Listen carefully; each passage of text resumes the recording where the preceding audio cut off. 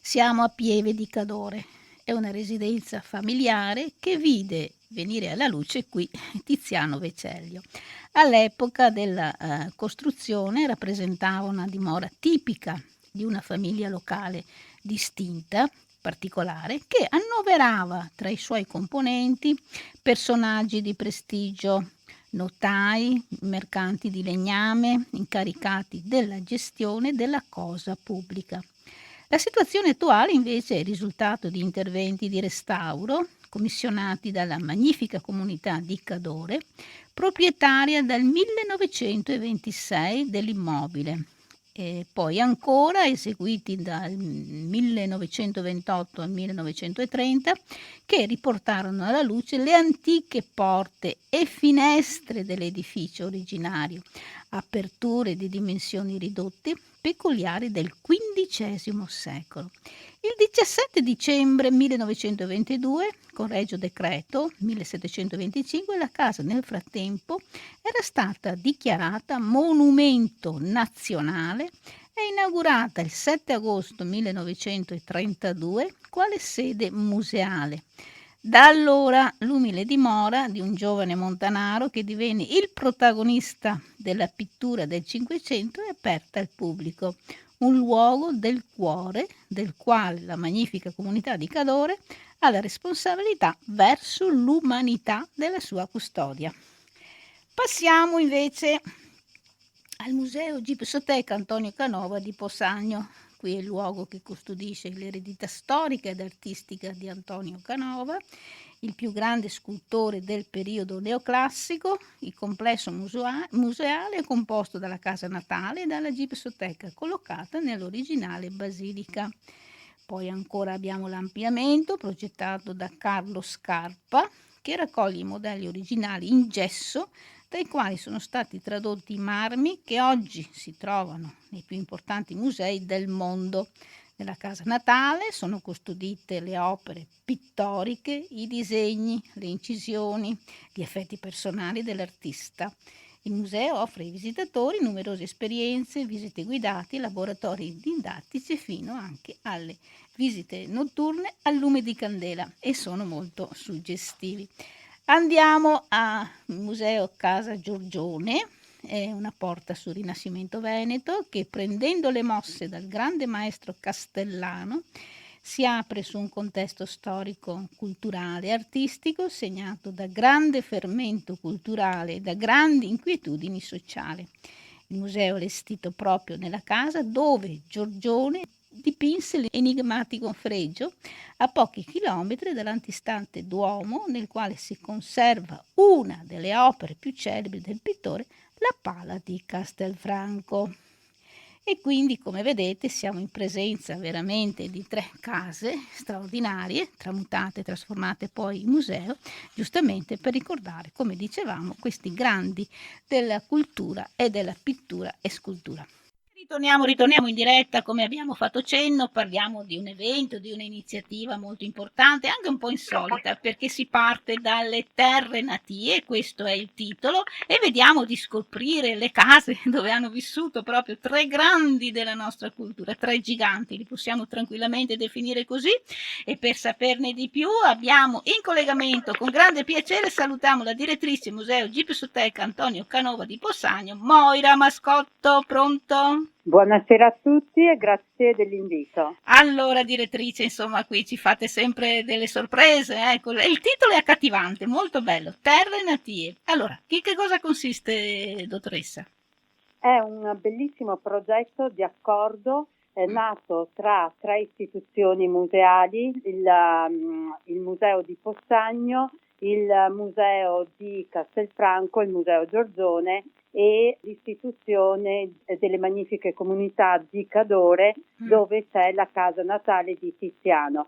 Quindi il segmento comune tra queste 3 realtà è ovviamente che accolgono le case natie dei 3 grandi artisti, 3 artisti che non hanno bisogno di presentazione a livello internazionale, perché sono conosciuti a livello mondiale rappresentano il meglio di quello che è stato il Rinascimento e il neoclassicismo, non solo in terra veneta, ma ovviamente dell'intero territorio nazionale e internazionale. 3 artisti quindi che sono vissuti nell'arco di 2 secoli e che, pensiamo un po', sono nati tra 2 province, Treviso e Belluno. Quindi non si poteva non stringere un accordo volto alla valorizzazione delle rispettive realtà, alla promozione e alla loro promozione.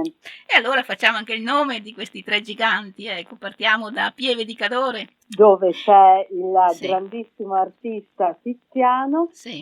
poi appunto la nostra realtà che rappresenta il più grande scultore del neoclassicismo e quindi Antonio Canova, Sì. e poi abbiamo appunto Castelfranco che ha dato i natali al grande Giordone. Ecco, 3 artisti, come giustamente dice, punti in comune, ecco, origini geografiche e poi artisticamente che filo conduttore possiamo individuare? C'è un bellissimo filo conduttore. Partiamo da 2 artisti che sono stati principalmente dei pittori, quindi effettivamente sembra quasi che non ci sia poi un fil rouge con Canova. Invece stiamo sempre più imparando quanta importanza abbia avuto la pittura per Canova. Sì. Sappiamo che oltre a essere stato un grande scultore è stato un pittore e un architetto. La pittura lui l'ha praticata in varie fasi della sua carriera e ha guardato con molto interesse al Cinquecento veneziano e in particolar modo ha guardato proprio a Tiziano e a Giordone. Certo, quindi insomma un collegamento che ecco, anche se è stato un grande scultore, però è stato anche un pittore, ricordiamo anche questo. La Maddalena penitente mi pare che ne abbiamo parlato recentemente, insomma ne sia Esatto. una testimonianza. Sì, infatti, questo recente ritrovamento che ha permesso appunto di ricondurre alla mano di Canova il dipinto che era scomparso da circa 2 secoli e a che abbiamo il piacere in questo periodo fino alla fine di settembre di esporre. Quindi abbiamo creato un dialogo tra Testoglio su tela e un'opera in gesso che appartiene alla nostra collezione, quindi 2 Maddalene penitenti dove si vede quanto l'artista abbia riflettuto su questo personaggio biblico e quanto un'espressione artistica abbia influenzato l'altra. E poi torniamo alla casa di Tiziano, che appunto è aperta al pubblico, visitabile ed è diventata patrimonio culturale UNESCO mi pare, quindi ecco c'è anche questa casa straordinaria. Certo, è diventato, c'è un altro anniversario, oltre all'anniversario dei 200 anni della morte di Canova, quest'anno si ricorre anche l'anniversario proprio della casa di Tiziano, perché è da 100 anni che è stata riconosciuta come monumento. Ho avuto occasione poche settimane fa di andare a Pieve di Cadore, di poterla visitare perché è in esposizione una bellissima opera di Tiziano che è stata alla magnifica comunità dagli Uffizi di Firenze. E poi andiamo alla casa di Antonio, che è là vicino alla Gipsoteca, che è tenuta bene, ecco, si potrebbe promuovere anche qui un lancio UNESCO, no? Penso sarebbe ideale. Sì. Sono d'accordo con lei. Ci tengo a sottolineare che la nostra realtà, la nostra istituzione è un tutt'uno, quindi è un complesso museale dove oltre alla Gipsoteca, dove sono esposti i modelli in gesso realizzati dall'artista, c'è anche proprio la casa natale, quindi con un unico ingresso si può vedere sia la Gipsoteca che la casa, e oggi la casa è sede espositiva. E infatti sono conservati al suo interno i dipinti che l'artista ha realizzato sia ad olio che a tempera, le incisioni e molti dei suoi effetti personali. Dottoressa, le stelle di Melerio, ecco, ne abbiamo fatto cenno, mi pare, l'altra volta, lo possiamo ricordare in che cosa consiste questa opera?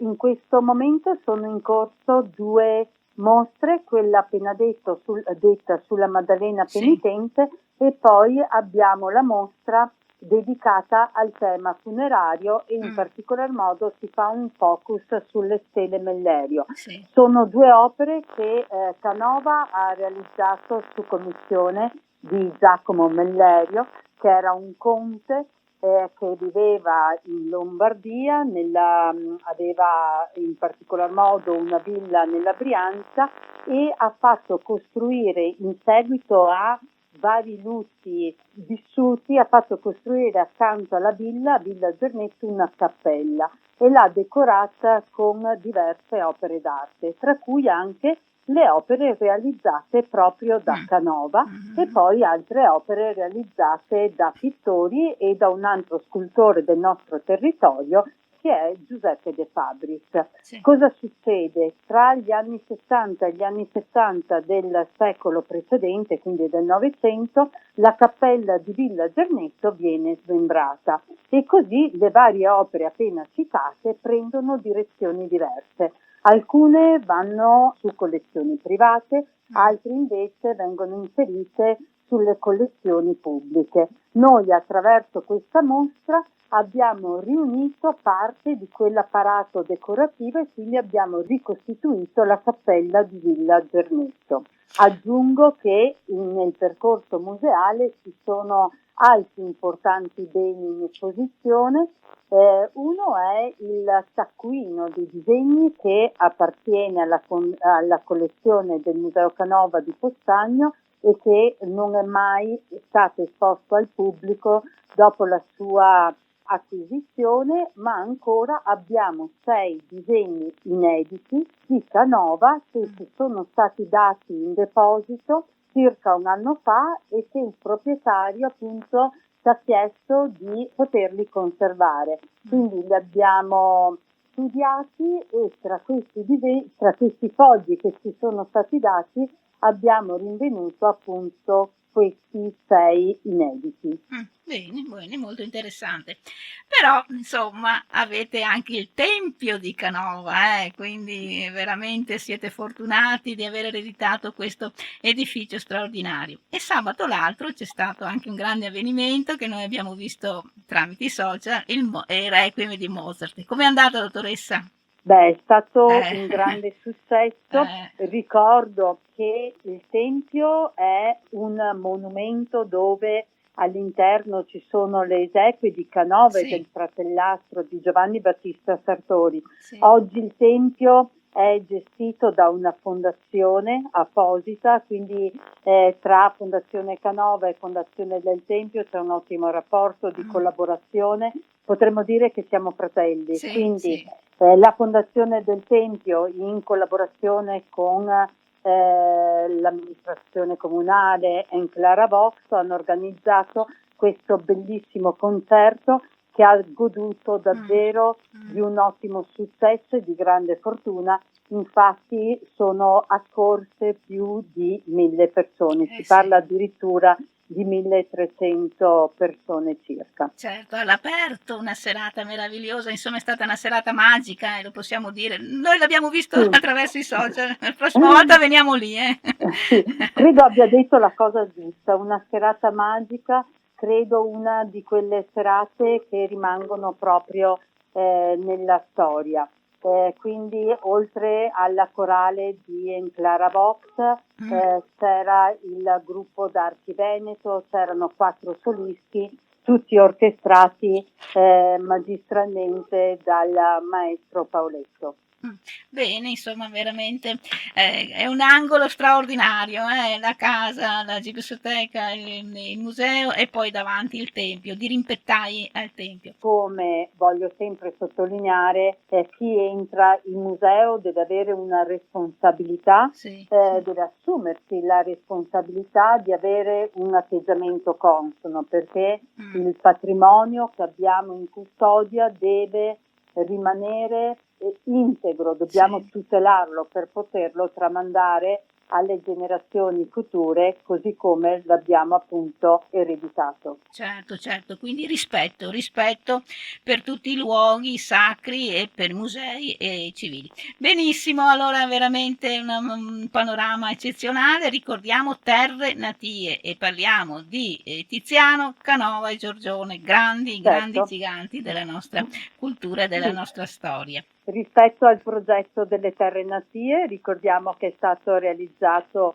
un sito ad hoc, che Sì, abbiamo un bellissimo logo realizzato con le tre sì, iniziali sì. dei tre grandi artisti e che stiamo già lavorando per dei progetti comuni. Il primo è quello di raggiungere una convenzione per un biglietto che preveda degli sconti per i visitatori delle rispettive istituzioni, la volontà anche di realizzare un convegno che approfondisca le case di questi grandi e poi molti altri progetti verranno sviluppati in futuro. E siamo sempre nei 200 anni dalla morte di Antonio Canova, quindi Sì. un anno veramente di ricordo, di eventi, e di ricordare questo grande scultore. La cultura supera ogni steccato, ecco, mettiamola così, ecco, questo è importante, creare rete, sinergia e questi sono i risultati. Direttrice, dottoressa, mi pare insomma che siamo veramente felici di sentire queste iniziative, di poterne beneficiare online e poi anche di venire ai vostri concerti e soprattutto alle tre case, ricordiamo Canova, Giorgione e Tiziano. Bene dottoressa, complimenti e soprattutto da sottolineare il suo impegno. Alla prossima, buon proseguimento a Grazie, tutti. buon lavoro, alla Arrivederci. prossima dottoressa, grazie, arrivederci.